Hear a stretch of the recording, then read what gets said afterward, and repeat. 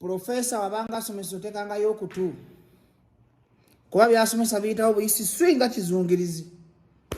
Mbalaba ku social media mukutanya ensonga ya Kenzo ne Bobi Wine kali Professor kajimulungule mu ngeri y'olumanyi. Bw'ogaana okuyiga bava ku bya Bajja, genda ku by'omusawo omuganda, genda ku by'abawumba tuutu, genda ku by'abasirusiru, kubanga indeed I'm a professor.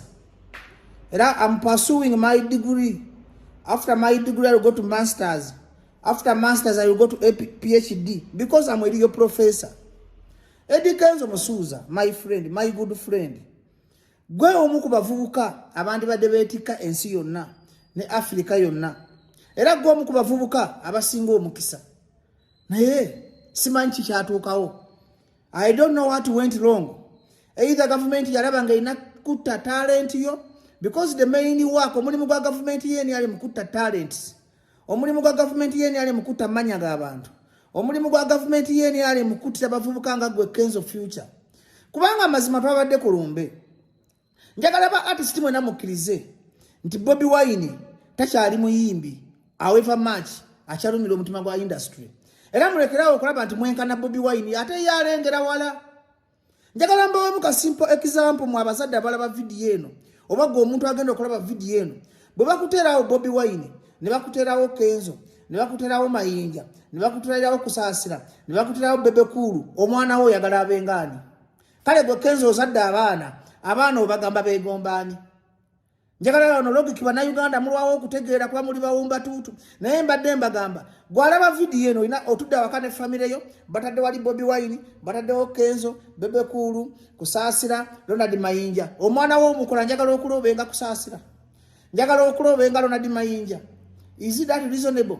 Kati ekifuula Bobi Wine ow'enjawulo nti alengera wala yabadde kulumbe n'ayogera ng'omuntu alina amaaso agalaba ewala n'ayogera ng'omuntu omukulu ate yayogeza mutima gulumirwa industry simanyi Kenzo wajja busungu kuba Bobi Wine tannabayitako babbeega yagambye no government egenda bafuula babbeega ate nga mukimanyi bulungi nti no government ya Museveni eyagala tusabirize.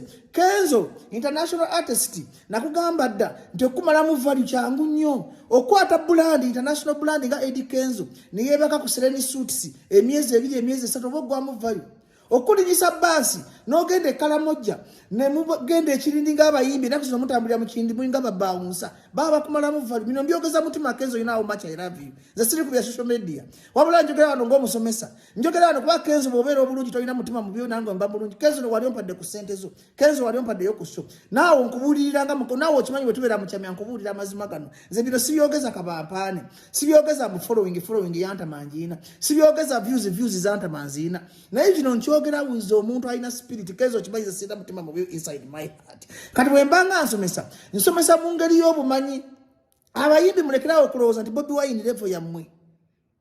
Bobi Wine mumutwale nga international icon. Mumutwale nga omuntu atambudde ensi yonna byala byabirabe. Mumutwale nga omuntu amitinza abantu mu nsi yonna.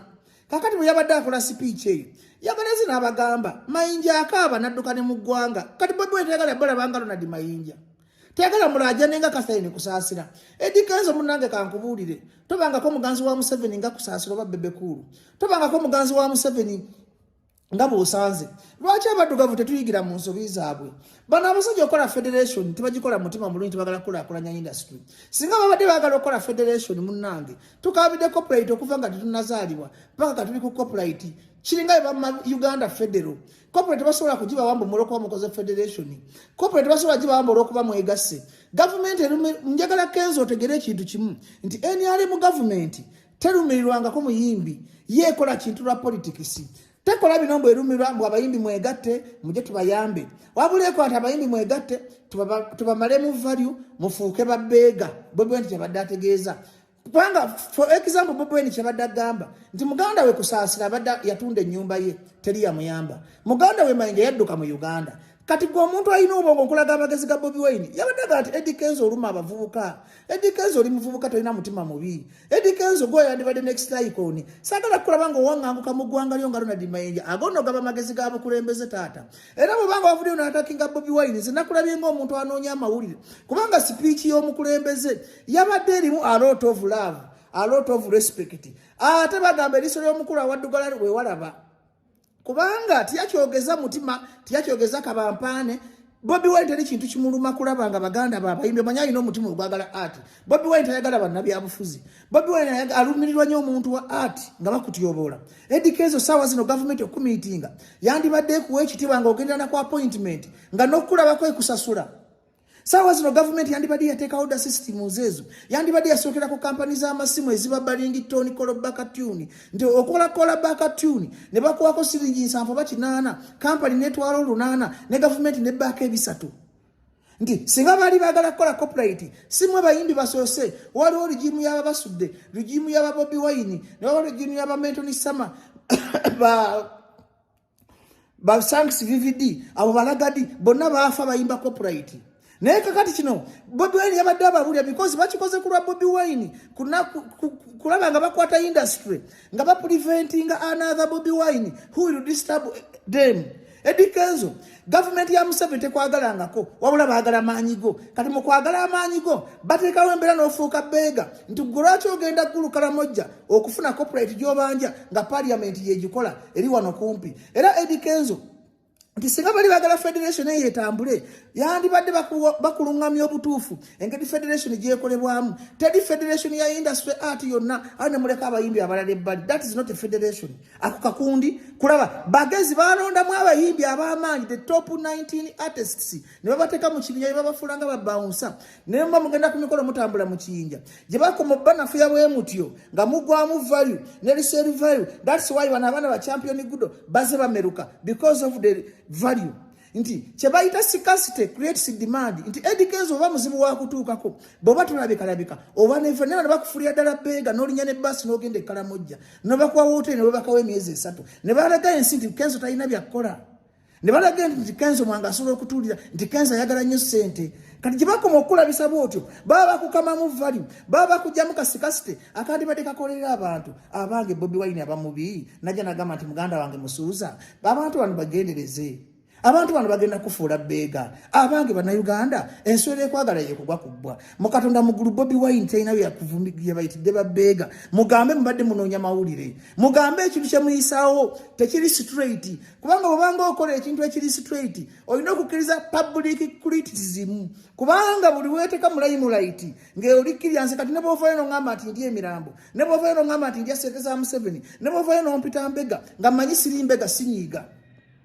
Babloga banupu bana yebega ta FDC ne bagamba ekyo kibba kye nga mutima gwange manyi simbega sobola kunyiga kitegeza waliwo ekikyamu buli bagamba ng'ekintu ne kikukwata ku mutima Kenzo kitegeza there is something wrong buli bakuwairiza ekintu kyotakoze kati jo waliwo eyanvuma ku TV mumpitiriza kabampaane techanuma because that is not my mission. My mission is to liberate Uganda. My mission is to add voice on Ugandans. My mission is kwogerwa abantu banyigirizwa ku Uganda. Kitegeza federation etali straight forward nti olaba omuntu agiyise muri kolosofa nga atagiwa amagezi ne mujjayo mundu bwezityo kitegeza waliwo omugati gwe balinnyamu kati ngaze professor ina PhD mu reasoning.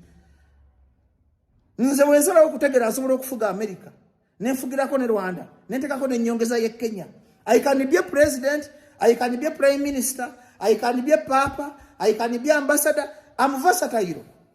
Because Logisha Bagamba, thinking is reasoning, but reasoning is not thinking. Eddy Kenzo abafe. Embereri mugwanga, amasomero gabademi okuzimba, amarado gabademi okuzimba, basubize ngude myaka ana, oloza banatereza music industry muganda wange. But they are just milking your very face value. They are just milking you. They are not your friends, they are user. So, Bobi Wine yabadde akusomesa, learn how to use a user, moba using amutya, nga muri united, na mulita mu proper channels, ezokulanira corporate kawe mugamba so nga temukoze kakundi whereby everyone must be happy, everyone must be aware of the agenda of the federation. Sichovala be promote najiwa because najiwa na nabe bigendo byabasajja bebe they fear to create another Bobi Wine. Bobi Wine azakugambye omugudde ko lutalo professor tamanyina budde aina amagezi ategeere omusiru sire walira ddala omusiru bera mu Uganda kino nga kibonyabonya. Eddy Kenzo munanga amalwaliro gabalemye amasomero gabalemye tebasobola kutereza federation.